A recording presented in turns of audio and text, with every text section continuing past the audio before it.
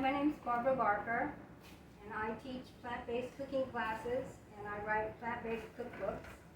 And today I want to teach you about protein, because if you ask anybody out there, where do you get your protein? They'll say meat, cheese, eggs, milk. And I want to tell you, I have been living a plant-based lifestyle for 30 years, and I haven't had meat, cheese, eggs, or milk for 30 years, and voila, I'm still here. So today I'm going to teach you a little tiny bit about food combining. There's a whole section of food combining in my book called Inspired Plant-Based Parties.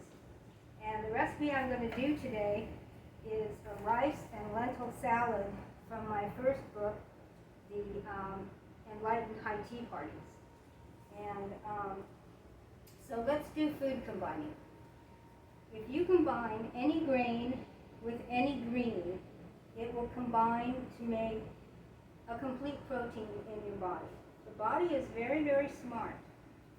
It maintains pools of all 9 amino acids that we need for a complete protein. And when we need that complete protein amino acids, they know how to combine together. So there really is no need for specifically combining certain foods, because the body knows to do it all on its own.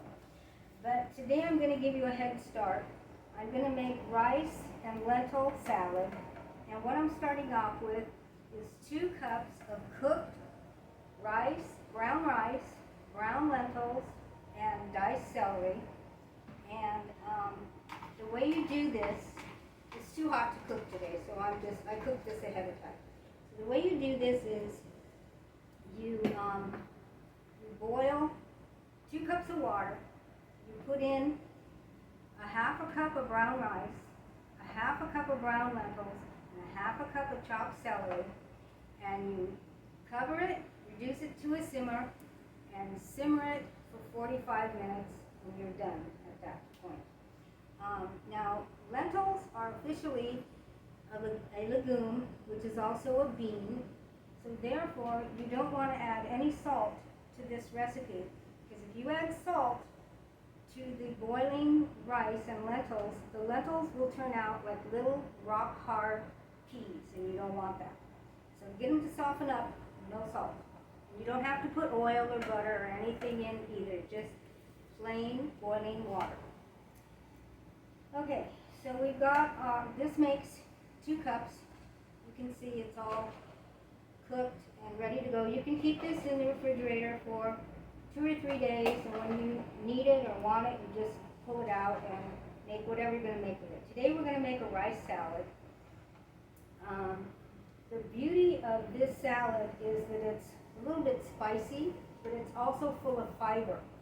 So I'm adding a half a cup of chopped marinated artichoke hearts.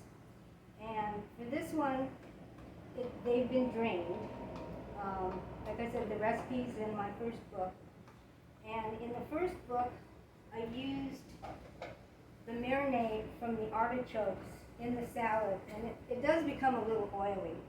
So I've substituted it all now with my tofu mayonnaise, which I'm also going to show you how to make. So to keep in the realm of spicy, I have 1 or 2, it's about a tablespoon of chopped green scallions. You can use any kind of onion you like. If you're going to go for red onions, make sure they're cooked before you put them in, because they're a little too spicy. Then you can have, I'm using today about a tablespoon of capers. Capers are flower buds that are soaked in a briny liquid, and they are very, very, very, very salty. If you don't want to use capers, you can use 2 or 3 or 4 chopped green olives. And let's see, what was I going to say?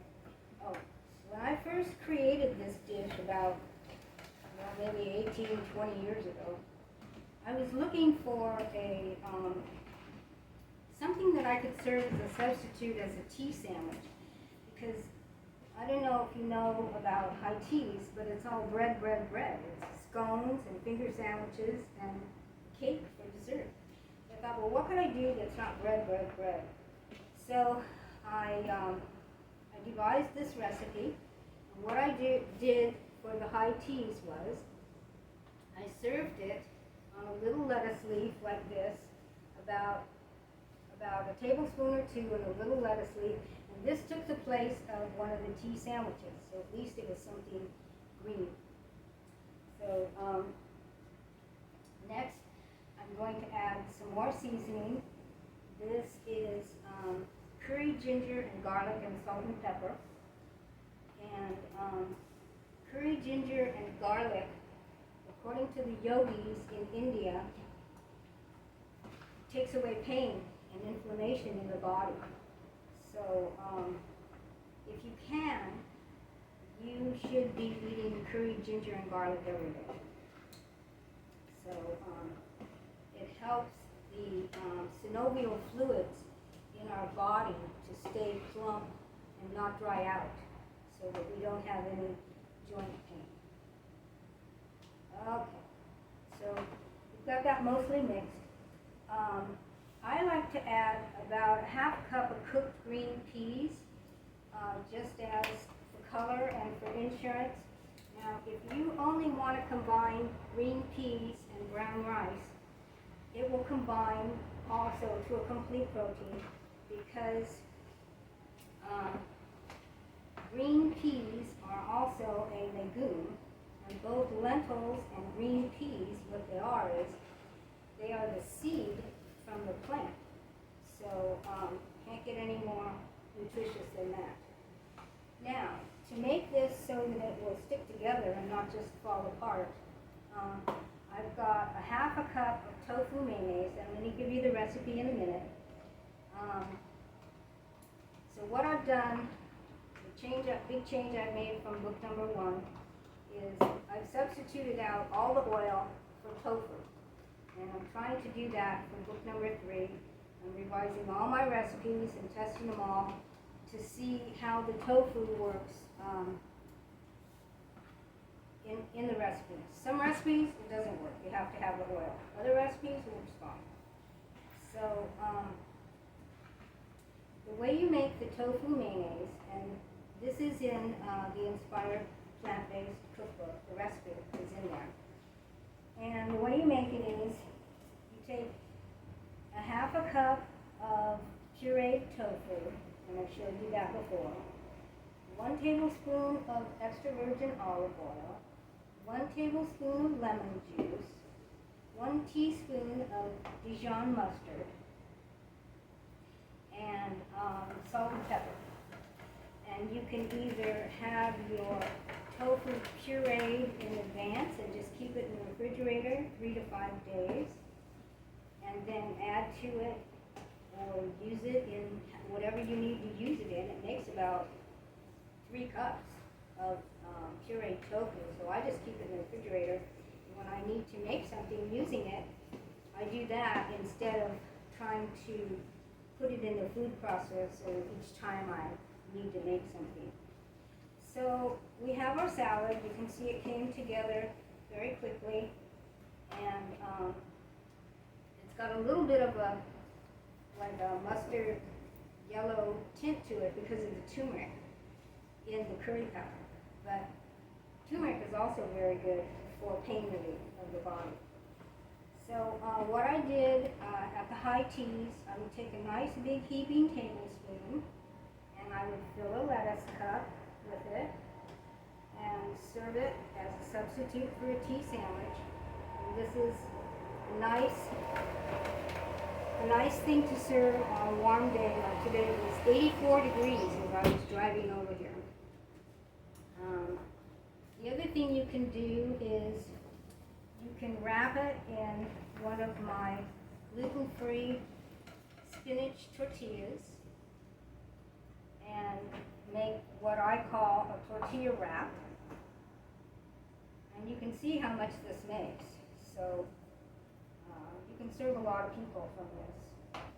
And you can wrap it up in a tortilla and cut that in half, and we serve that like with a nice big green salad, and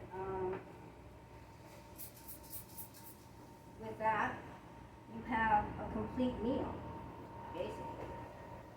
The other way to serve it is you can make a lettuce wrap and just roll it in a lettuce leaf.